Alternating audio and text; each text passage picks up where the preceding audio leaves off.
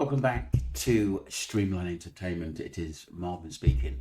We're going to get into a missing persons case sent across by Ali, as because the family are wanting more help with this case.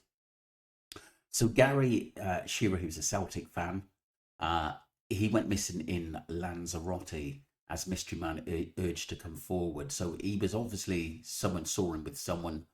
So here's the story. Gary Shearer's family have now released full timeline of his final movements after Spanish police agreed to reopen his case.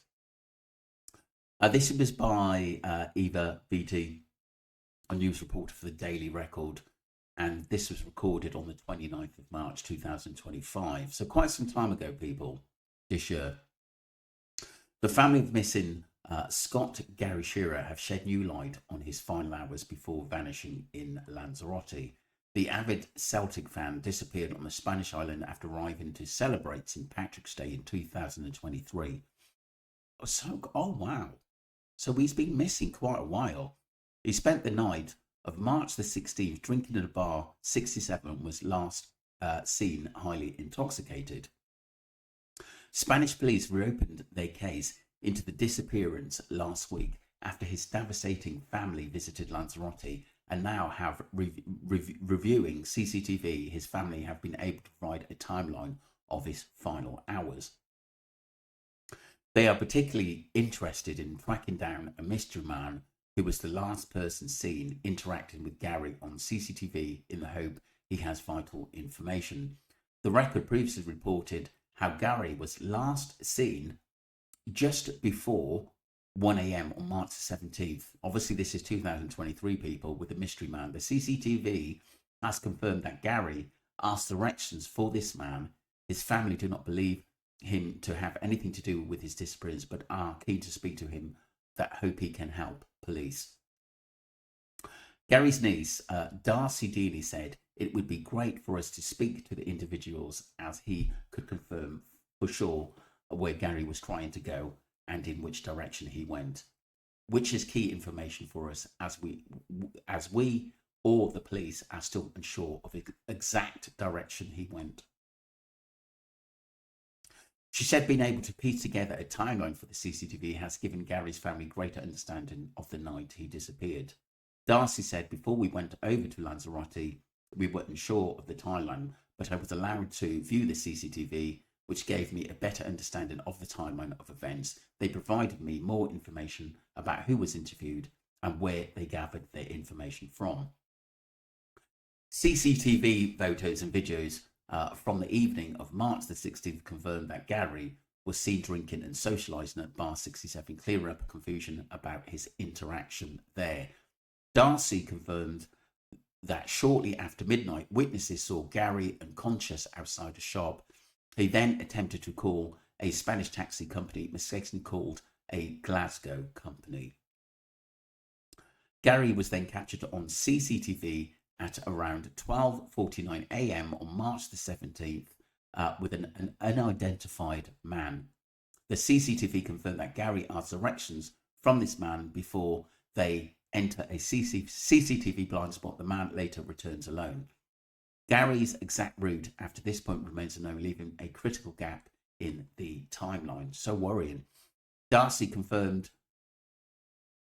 how still not being able to identify the man who was first to believe to be a local in Lanzarote. They are now considering that he could have been a tourist and are keen to speak to him. Darcy and her family remain hopeful about his new police investigation. Last June, Gary's sister Debbie, 49, told the Record her family was in disbelief after the police met with her parents to suggest they had exhausted all leads. Wow. How many times have we heard this? Following the recent trip, Darcy said, this time it doesn't feel like it's a dead end. It feels more open, like there are opportunities for us to find out more about what happened. With newly confirmed details from CCTV, phone records and witnesses' statements released, we took a look at a complete timeline of the night Gary went missing. So here's the timeline, people, on March the 16th, obviously leading into the 17th.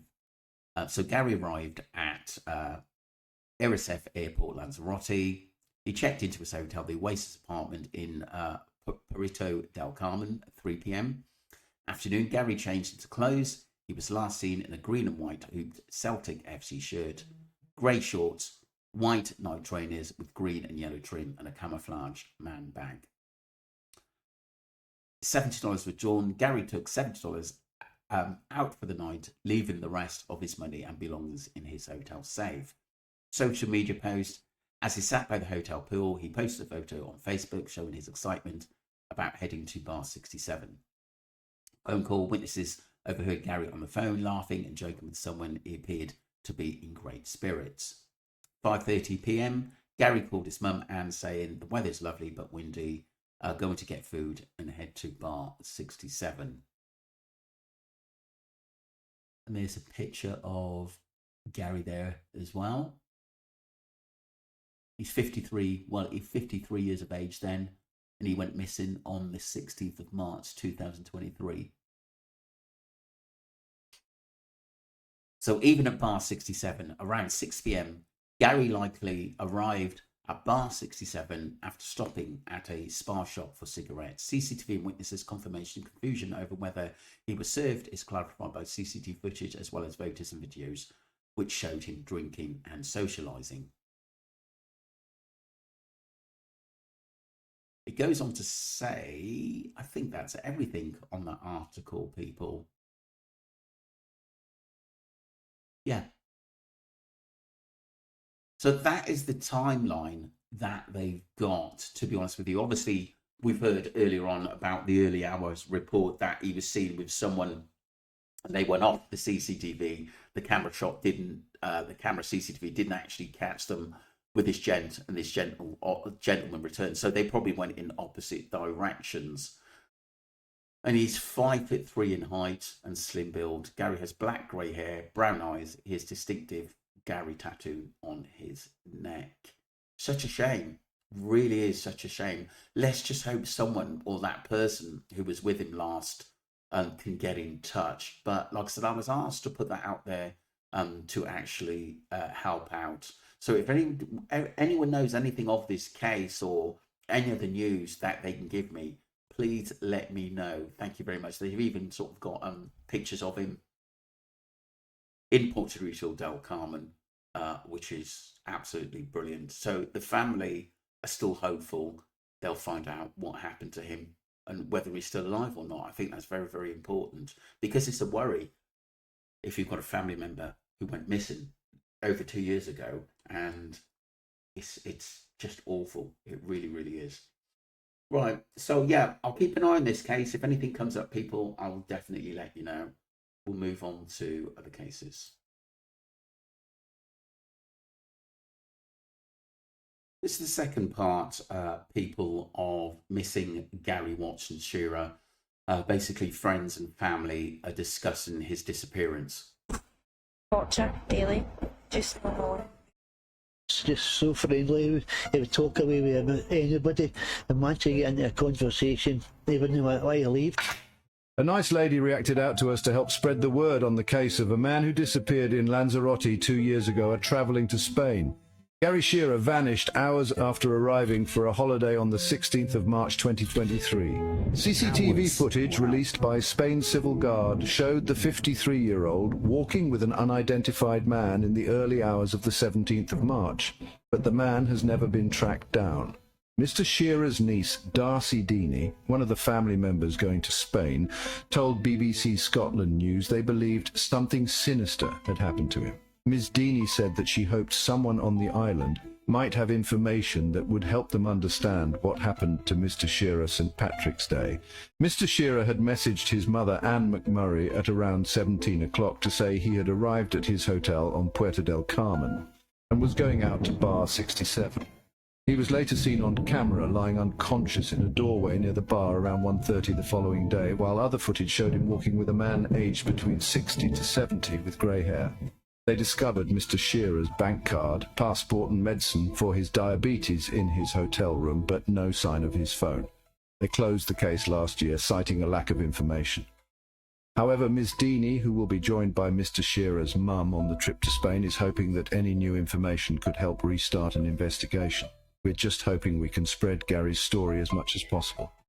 Someone might have information that's helpful to the police but not realised it. That could help us get the case opened up again. Somebody on that island knows something what happened to our brother. We know that. We just urge them to come forward.